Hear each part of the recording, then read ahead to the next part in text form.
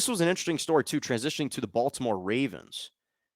John Harbaugh came out and said that the Ravens are guaranteeing that they're going to pick up Lamar Jackson's fifth-year option. They're going to pick up Lamar Jackson's fifth-year option.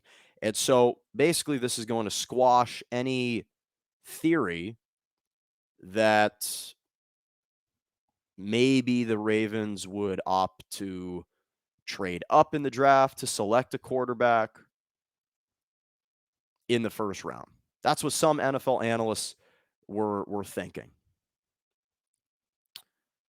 And to me, part of the reason is because we know what direction the cap hit works and how expensive it is now, what the going rate is for a quarterback in the NFL.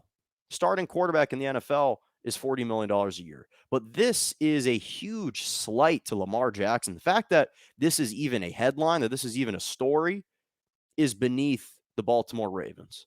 This is like when Hugh Jackson, the head coach of the Cleveland Browns a couple years ago, on Hard Knocks, called Baker Mayfield into his office and congratulated him for winning the backup job behind Tyrod Taylor and ahead of Drew Stanton. Yeah, we know. That was a given. That was obvious from the jump.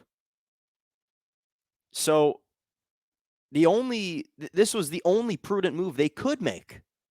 This was an obvious move to select and pick up that fifth-year option of Lamar Jackson. This is a guy, Lamar Jackson, who won the MVP, who is an MVP, a unanimous MVP, who's won the division twice, who's reached the playoffs all 3 seasons he's been the quarterback of the Baltimore Ravens. He's won a playoff game. He's won more games as a starting quarterback, 30, than any other NFL quarterback since taking over as Baltimore starter 3 years ago. In the 2018 season, he became the first NFL player to produce 5,000 yards passing and 2,500 yards rushing in his first 3 seasons. And Harbaugh noted that their offense has scored the most points with him at the helm. So in 2 full seasons. So again, from a financial standpoint, I get it. You'd only have to pay him $23 million as opposed to the going rate of $40 million a year. But this is obvious. And if they were legitimately considering drafting a quarterback in the first round, well, I think then that Eric DeCosta would have been making a huge mistake. Because if you don't believe at this point in Lamar Jackson,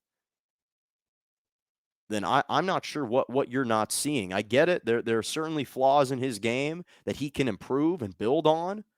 But this is a guy who's already accomplished so much, and he's just 24 years old.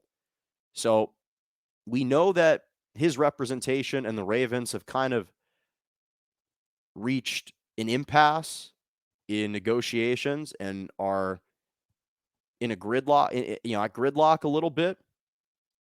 We know that his representation wants a little bit more than what the Ravens are willing to offer at this point.